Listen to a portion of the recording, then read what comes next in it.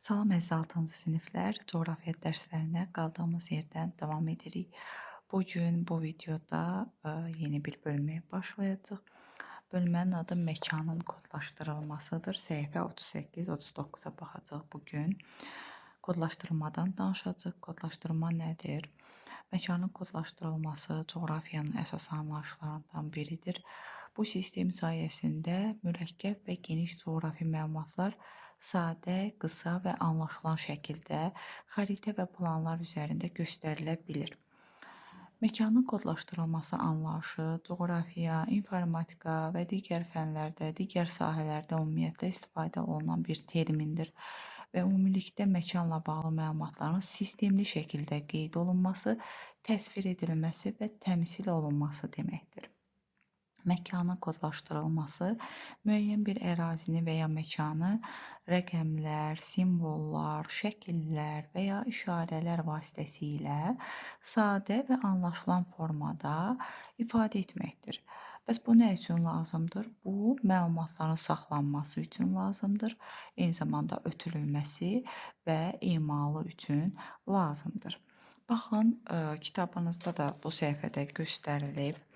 Misal üçün, bir dəqiqə, musiqi notları, əlifba, yol nişanları, ədədlər, bütün bunlar kodlaşdırılmış məlumatlardır və kodlaşdırılmanın yaşı daha qədimdir. Yəni demək olar ki, bəşəriyyətin yaşı qədərdir. Baxın, burada Qobustanda qayaüstü təsvirlər göstərilib. Bir çoxunuz bunu bilirsiniz və ya canlı şahidi olmusunuz.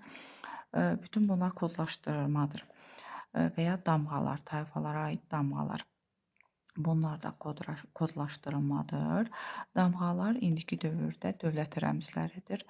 Yəni dövlət rəmzləri ilə əvəz olunub, yəni bayraq və gerblə əvəz olunub bu damğalar indiki dövrdə. Həmin bu işarələr beynəlxalq təşkilatlar tərəfindən təsdiqlənib və dünyanın bir çox ölkələrində tətbiq edilir. İndi gəlin burada fəaliyyət hissəsində bir sıra tapşırıqları var. Onlara baxaq, onlar üzərindən daha aydın olacaq dərs sizə. Suallar verir burada. Bir, kodlaşdırmanın hansı əhəmiyyəti var? Kodlaşdırmanın müasir dünyada çox böyük əhəmiyyəti var. Kodlaşdırma texnologiyanın əsasıdır. Bütün texnoloji alətlərin, tətbiqlərin, veb saytların arxasında duran əsas prosesdir. Kodlaşdırma məlumatların təqdim edilməsi üçün və ya həcminin azaldılması üçün lazımdır. Eyni zamanda məlumatların ötürülməsi üçün lazımdır, bayaq dedik və s. Yəni əhəmiyyəti çoxdur, saymaqla bitməz. 2. Səslər, ədədlər, yol hərəkəti qaydaları kodlaşdırılmasaydı nə baş verərdi? Nə baş verərdi? Baxın, səslər kodlaşdırılmasaydı, yəni hərflər olmasaydı, oxuma, yazma olmazdı. Ümumiyyətlə heç bir inkişafdan söhbət gedə bilməzdi. Ədədlər olmasaydı biz hesablama işlərini apara bilməzdik. Ümumiyyətlə riyaziyyat elminin inkişafı olmazdı. Sonra yol hərəkəti qaydaları olmasaydı, təbii ki, qəzalar daha çox olardı. Yəni bu kodlaşdırma olmasaydı, ümumiyyətlə inkişafdan söhbət gedə bilməzdi. 3. A, B, C, D, Y və F təsvirlərindən əlavə. Kodlaşdırmaya daha hansı nümunələr göstərə bilərsiniz? Bunu coğrafiya ilə əlaqələndirək. Coğrafiyada nələr var, nələr keçdik sizinlə? Baxın, göstərim, burada şərti işarələr keçmişdik. Yadınızdadır yəqin ki. Bax, bunlar da kodlaşdırmadır. Şərti işarələr kodlaşdırmanın bir növüdür. Biz şərti işarələr vasitəsilə planı asanlıqla oxuya bilirik. Misal üçün, burada verilən obyektlər kodlaşdırılıb, şərti işarələrlə göstərilir. Misal üçün, meyvə bağının şərti işarəsi budur, üzüm bağının şərti işarəsi budur. Yəni, hamısı kodlaşdırılıb ki, planda biz bunları asan şəkildə oxuya bilək. Yəni, şəkli planda təsvir etmək daha çətin olduğu üçün bu kodlaşdırılmış məlumatlardan istifadə edirik. Yəni, şərti işarələrdən istifadə edirik. Belə, yəni siz də özünüzdən əlavə edə bilərsiniz, daha başqa nümunələr də əlavə edə bilərsiniz kodlaşdırmaya. 4-ə baxırıq. B şəklində istifadə olunan damğalar müasir dövrdə nə ilə əvəz olunmuşdur? Bunu bayaq dedik. Müasir dövrdə bunlar dövlət rəmzləri ilə, yəni qeyr bayraqla əvəz olunub. 5-ə baxırıq. Mobil telefonunuza yaxın dostunuz və ya qohumunuz zəng edib dəqiq yerinizi soruşarsa, siz bu barədə məlumatı necə bildirərdiniz? Yenə bu da asan sualdır.